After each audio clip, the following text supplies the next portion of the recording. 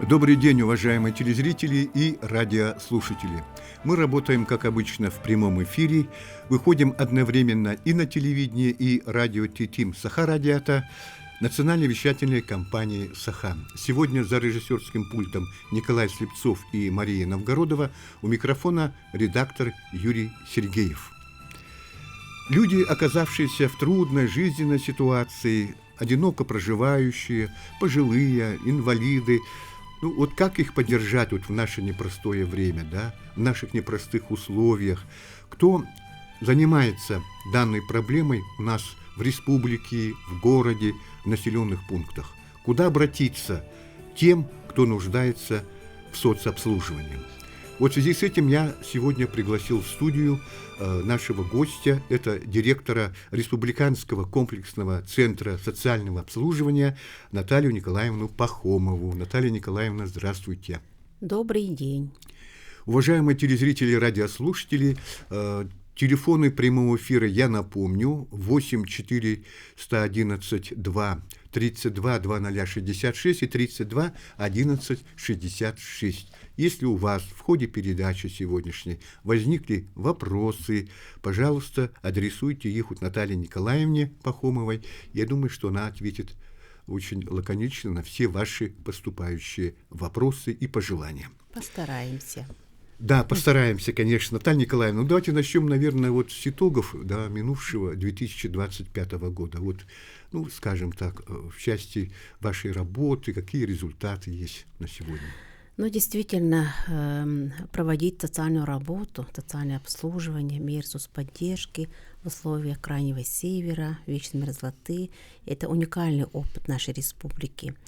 Наше Министерство труда и социального развития, структурным подразделением, которым является наш центр республиканский, который на сегодня определен Министерством труда и социального развития не только центром по социальному обслуживанию, а ресурсным центром по технологиям работы по социальному обслуживанию. 2025 год мы выполнили все наши государственные задачи и цели, которые ставили нам наше правительство, государство. Да. Мы обслуживаем, сделали около 1 миллиона различных видов услуг по социальному обслуживанию. Это и отделение социального обслуживания на дому, 864 одиноких и одиноко проживающих граждан в городе Якутске и в пригороде. К ним ходят у нас социальные работники, помогают, поддерживают, предоставляют социально-психологические, социально-бытовые, юридические услуги. Кроме того, у нас на 80 койко-мест это отделение социальной адаптации. ТЕРЯК все знают, где попадают люди, которые временно нуждаются в жилье и в социальной адаптации. 80 койко-мест и 10 койко-мест – это уже второй год мы работаем как отделение вытрезвителя. Туда тоже попадают, но, к счастью, как говорится, не всегда она бывает полной, но в среднем где-то 2-3 человека попадают. Но это тоже хороший показатель, мы радуемся. И дополнительно у нас есть помощники по уходу, это 13 наших боевых сиделок, социальных работников, которые еще 4 часа оказывают весь спектр услуг для тех людей, которые не могут себя обеспечить, ухаживать и так далее. Да? Новое у нас направление – это тренировочная квартира, это требование времени, это для ребят от 18 до 45 лет, которые страдают ментальным нарушением. Это просто спасение для этих семей. Мы их учим готовить завтраки, ухаживать за собой, социализироваться в общество, истинно пользоваться общественным транспортом. То есть учим самостоятельно жить, и тем самым мы общественность тоже призываем, что есть и такие люди, к которым нужно обращаться, как говорится, дружелюбно и поддерживать. У нас есть отделение дневного пребывания РЧМ, это старинное наше отделение. В 2027 году мы будем праздновать 30-летие данного отделения. Это отделение, где пожилые граждане, инвалиды, люди с когнитивным нарушением приходят с утра до вечера и занимаются социальной адаптацией. Это в рамках программы активного долголетия, которая реализуется в Республике Саха-Якутия, и называется она «Активное долголетие 55+», который мы уже еще на 4 года пролонгировали. весь спектр работы, и дополнительно в этом году нам дали, как говорится, поручение, и мы будем уже начинать этим работать с людьми, которые прошли медикаментозное лечение от зависимости наркотических средств. Это тоже для нас новое направление. Конечно, все эти направления друг друга не дублируют, и нужны именно профессиональные специалисты. Их у нас 231 человек на сегодня. Средний возраст – это 47 лет. Большинство, 60% у нас с высшим образованием профильным. И, конечно же, каждый год, в зависимости от потребностей, все проходят повышение квалификации и, конечно же, аттестацию. Только в таком случае мы принимаем их на работу. Раньше у нас есть прекрасная возможность в 90-х годах, когда только эта профессия была признанной профессией, принимали на работу, как говорится, по зову сердца. Никаких профессиональных стандартов, никаких требований не было. Если мы как-то поддерживаем, любим, сердобольные, добрые, то мы приходили на эту работу. А сейчас это не так. С 2015 года у нас в Российской Федерации существует профессиональный стандарт. Только профессиональные социальные работники, специалисты могут оказать своевременную профессиональную помощь. Конечно, проблем много в связи с тем, что у нас в последние годы с проведением специальной военной операции у нас прибавляются заботы для наших участников, которые прибыли, да, ну, разные судьбы, разные, как говорится, задачи и цели.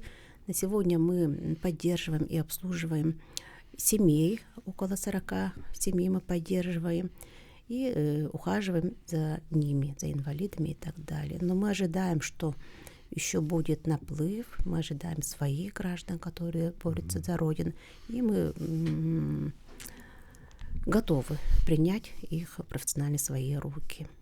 Да, ну вот я знаю, что вы еще предоставляете услуги детям-инвалидам, да? Да, это надомное обслуживание, это для семей, для мамочек, которые сидят по уходу за детьми-инвалидами. Сами понимаете, даже в здоровой семье, как говорится, забота о близком, бабушек, о стариках, о людей, которым нужна помощь, это требует большого внимания, большого терпения и большой любви. Поэтому мы их тоже поддерживаем, они у нас есть, такие 19 у нас семей. Дарья Николаевна, все-таки вот сейчас все-таки у нас время непростое, да, и кризис тоже, и финансовый тоже у нас ощущается, все-таки в целом по стране, ну и у нас в республике тоже. Все-таки я думаю, что ваше учреждение в этом году как вот на 26-й год? Мы сохраняем свои позиции. Государственное здание в полном объеме нам дано, и все задачи, направления на сегодня нашим министерством и нашим министрам уже установлены. Мы уже, как говорится, приступили к выполнению государственного задания.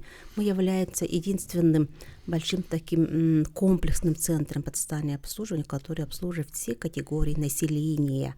И к нему, конечно, все технологии, методики, они инструменты работы, все совершенно разные. И с прошлого года по поручению главы Республики Саха-Якутия вышел приказ нашего Министерства труда и социального развития, и мы на сегодня уполномочены заниматься и поднимать, и строить систему менеджмента качества по социальным услугам. Но я скажу, как будто бы это новое, но наше министерство, наше учреждение работает над качеством уже 2017 года. На сегодня у нас изданы 16 приказов по улучшению качества, да, и наш центр уполномочен внедрять. Мы в прошлом году провели в стационарных учреждениях, у нас 22 учреждения, анкетирование получателей социальных услуг, насколько они удовлетворены, да, питанием, безопасностью, предоставлением социальных услуг. Параллельно провели анкетирование самих работников, насколько им комфортно работать, насколько им хватает знаний, да, условий труда и так далее. И мы были очень рады, что удовлетворенность это дает высокий балл, в среднем 80%. Но это же здорово, да, значит, люди, получатели доверяют государству, да, они веряют свою жизнь своих бабушек, дедушек, да, и что они уверены, что качество обслуживания в государственных учреждениях на высоком уровне. Конечно, по системе менеджмента качества ожидает большой объем работы, да. У нас около 100 учреждений. Это сложный процесс, где мы должны будем на основании стандартов Российской Федерации расписать все бизнес-проекты, все СОПы, да, все операционные процессы. Например, как мы умываем людей, да, как мы кормим, как мы должны ухаживать за лежачим. Да. Полностью все мы должны расписать, поскольку это система менеджмента качества – это совокупность всех наших инструментариев, методик, технологий для повышения качества жизни получаемого человека. Да, вот, ну, конечно, нам всем известно, что вот население города Якутска увеличивается вот с каждым годом, да. Все-таки вот, и здесь надо отметить, наверное, все-таки очереди нету, да, вот чтобы получить, например, по уходу вот за теми же больными, инвалидами, да, вот. Есть какая-то очередь? Или все-таки вы принимаете всех? Такого ажиотажа, нет у нас. Почему? Потому что на сегодня у нас наравне с государственными учреждениями растут и появляются и внедряются новые технологии. Это не коммерческие организации, частные компании, которые часть обязательства берут на себя. Они тоже открывают частные пансионаты, частные дневные стационары. И еще у нас есть такой самый главный, такой простой, но дельный инструмент, который называется «Школа третьего возраста», где мы именно раскрываем потенциал самих людей после пенсионного возраста. Они сами себя ухаживают, они на сегодня уже активное долголетие, я где-то писала, давала интервью, для якутян это уже норма жизни. Уже 13 лет школа третьего возраста существует, она работает, она приносит большие плоды, и она масштабируется по всей республике, поэтому активное долголетие – это норма для нас, и на сегодня очереди у нас нет. Вот, ну, а самое главное направление, вот что в вашей работе? Все-таки... Население стареет. Да. Вы правильно отметили, что город Якутск население прибавляется. Конечно, это правильно, потому что люди тянутся к здравоохранению, медицине, инфраструктуре, да, как-то обезопасить тебя, быть ближе к родным и так далее, поэтому город растет. Растет за счет и пожилых граждан. Мамы, например, дедушки, бабушки приезжают, зимуют, а летом уезжают к себе. Это правильно. Поэтому сейчас будет население стареет, поэтому нужны будут помощники по уходу. Вот. По уходу, да. Все говорят, ой, вот у него столько-то детей, почему дети не смотрят и так далее. Но жизнь поменялась, потому что эти дети должны строить свою жизнь, своих детей воспитывать, да. И как-то балансировать между заботой о родителях и о своей семье, и о своей карьере, это очень сложно в наше время, да.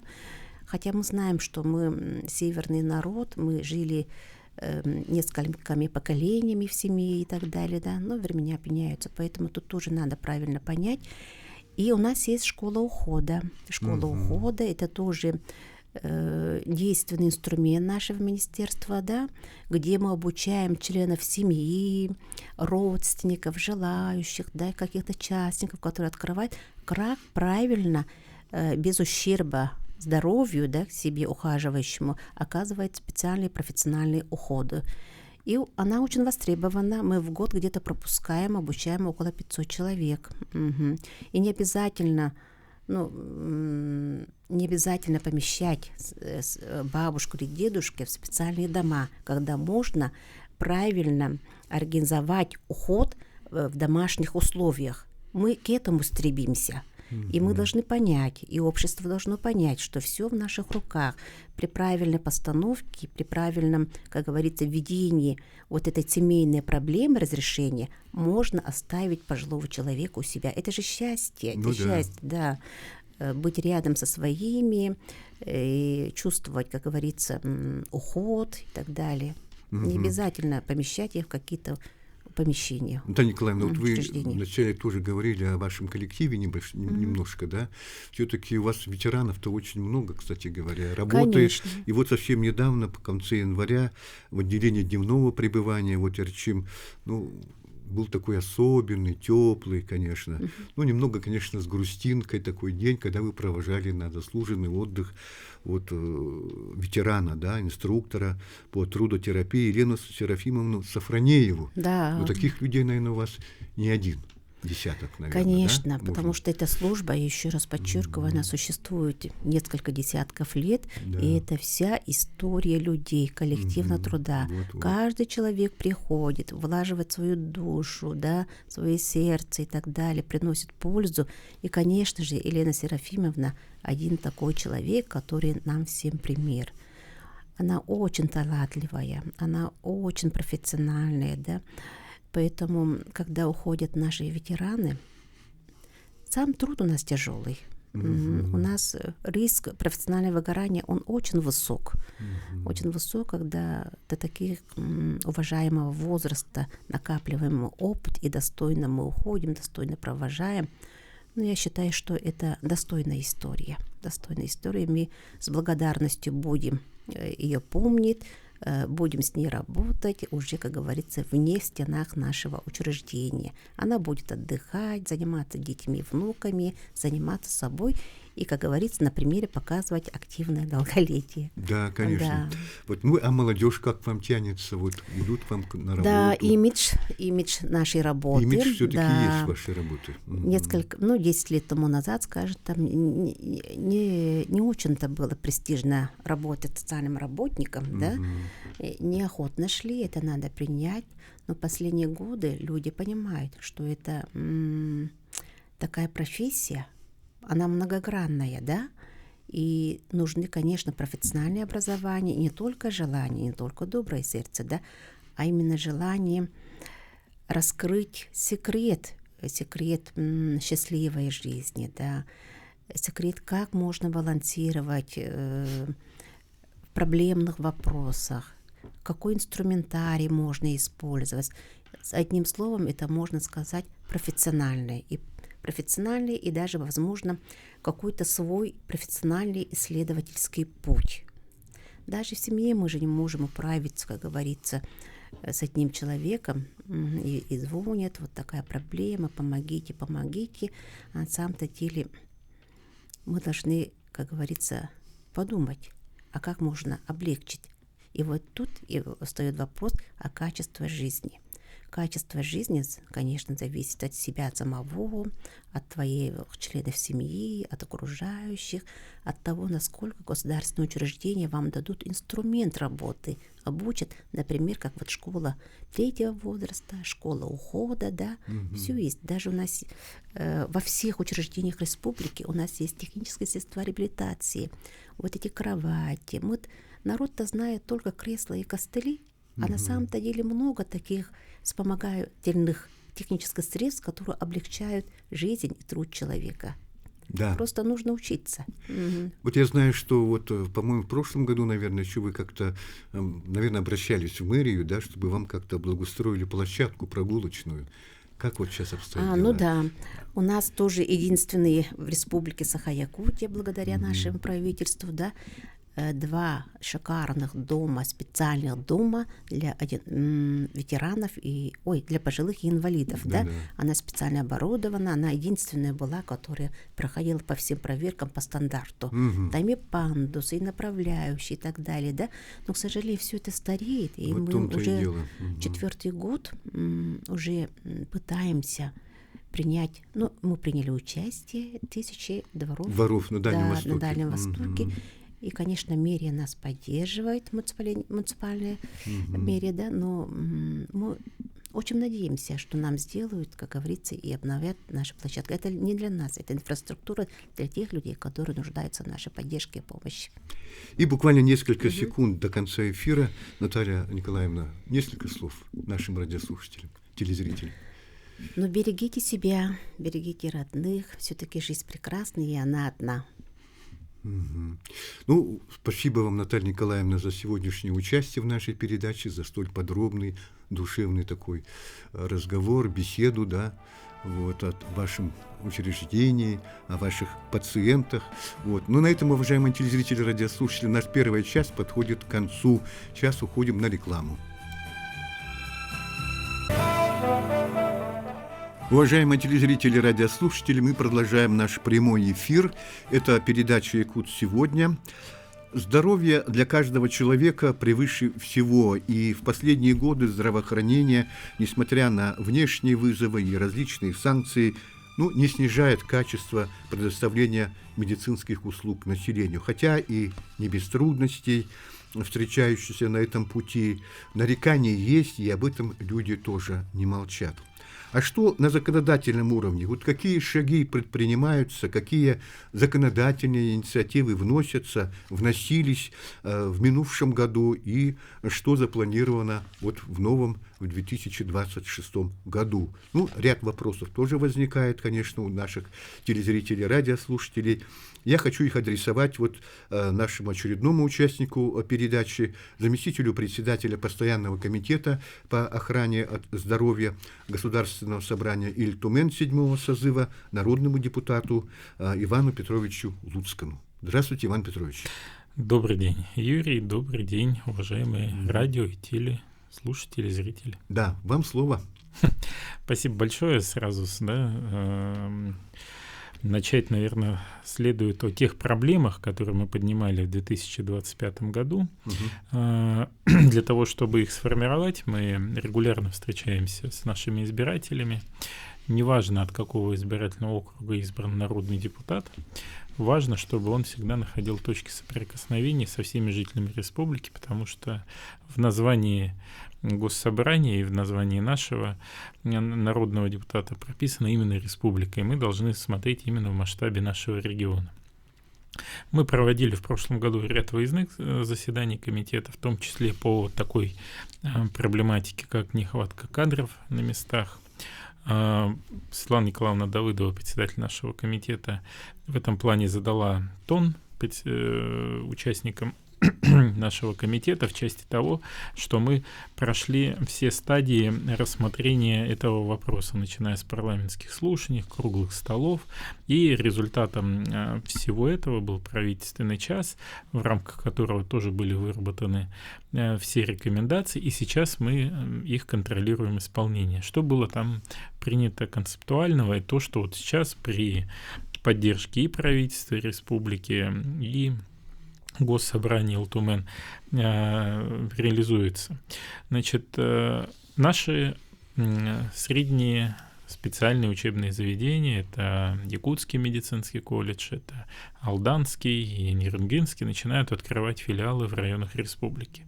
Эта практика начала расширяться активно. Например, я буквально недавно вернулся с Батагая, с рабочей командировки в Верхоянском районе.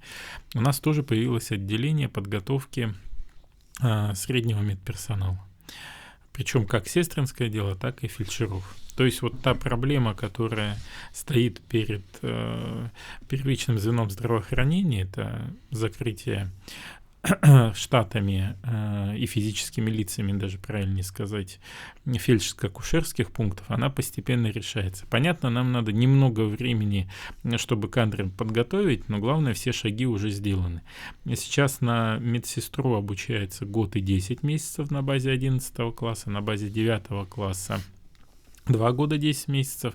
И что касается фельдшера, то там, соответственно, 2 года 10 месяцев на базе 11 классов и на 1 год больше на базе 9 классов. Сейчас обучения нет у фельдшеровского направления. Но, по крайней мере, мы понимаем, что перспектива того, что мы закроем дефицит кадров среднего медперсонала в ближайшие несколько лет, уже ощущается. Мы со студентами тоже встречались. В Нерюнге был, тоже с ребятами разговаривал.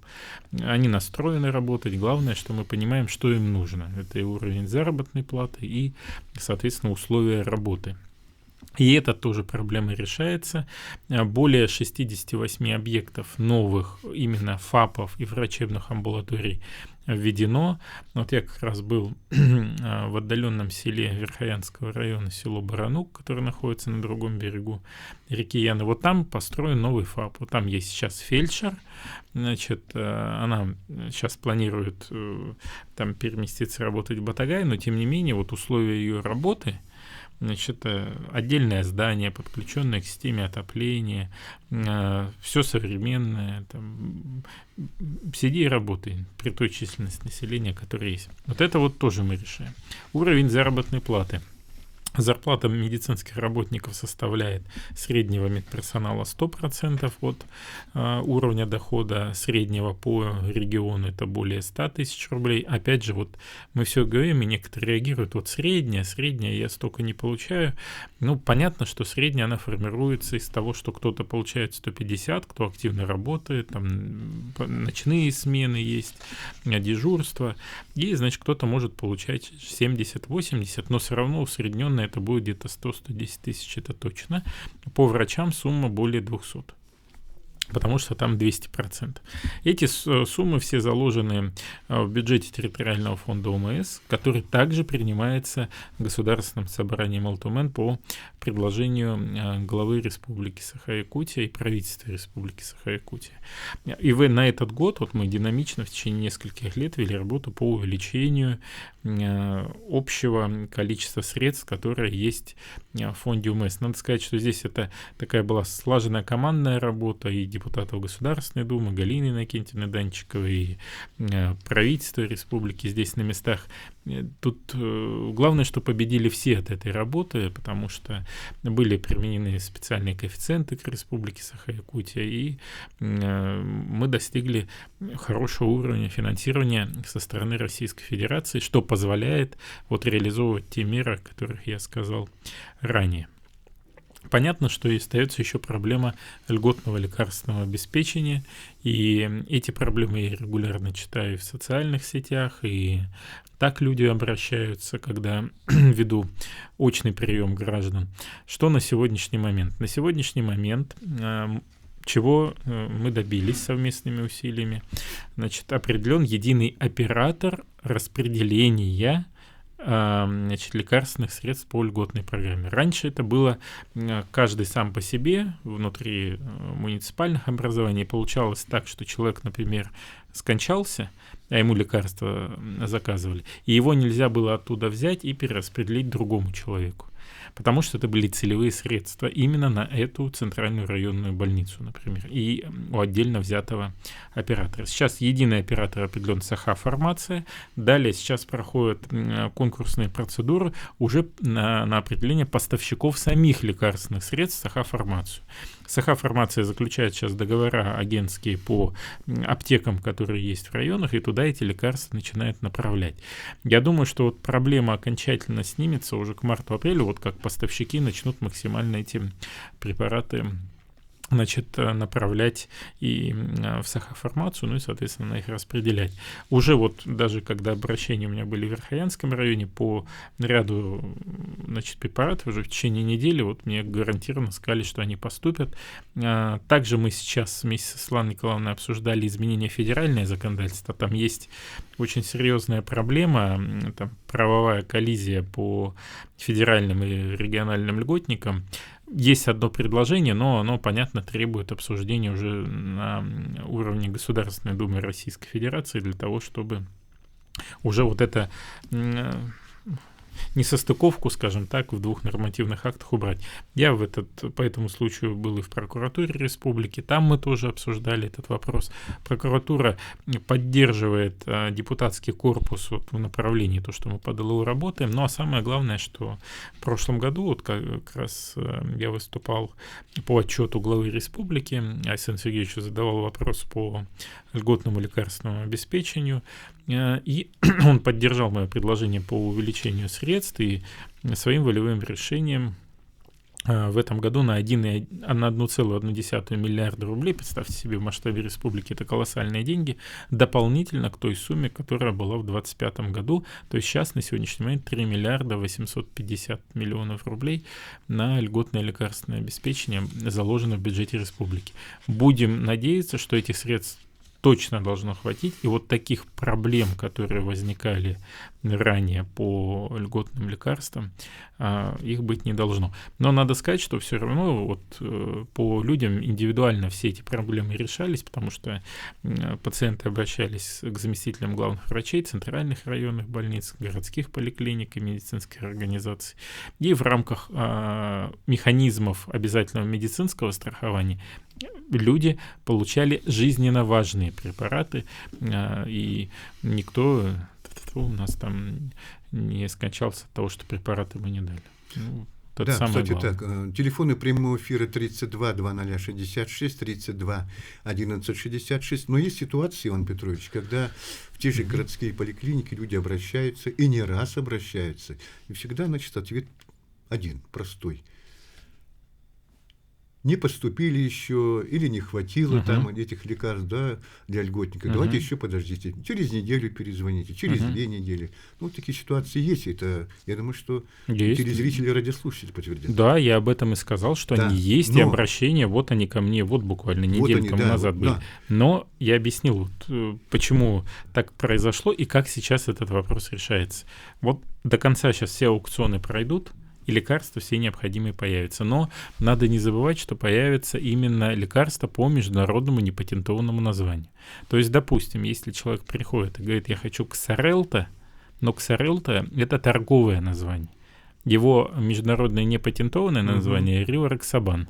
И вот Ривароксабан человек получит. Производитель у него может быть наш отечественный, и это тоже такой же эффективный препарат.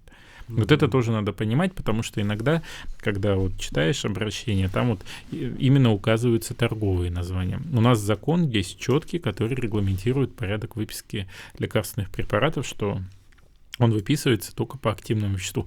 Если вдруг бывают такие ситуации у людей, значит, какая-то непереносимость каких-то отдельных компонентов препарата, то здесь, значит, есть тоже порядок свой. Делается уведомление фармаконадзора о том, что есть соответствующие побочные реакции на такой-то препарат, и просим, согласно решению врачебной комиссии, выписать все-таки, например, оригинальный препарат. Такое тоже есть, такое бывает, но это все индивидуально разбирается. То есть здесь тоже надо подходить к каждому случаю. Я вот даже и в социальных сетях, когда с людьми общаюсь, говорю, напишите поликлинику, какой препарат, какой случай, значит, и мы вашим обращением займемся и детально разберем. Потому что случаи разные, и ситуации тоже бывают у людей абсолютно неоднозначные. Такие случаи, конечно, есть, поэтому я думаю, что телезрителям и радиослушателям нужно прислушаться к вашему совету, да, и вот и обратиться к тем, значит, поликлиникам, где, в общем-то, это тоже наблюдается картина.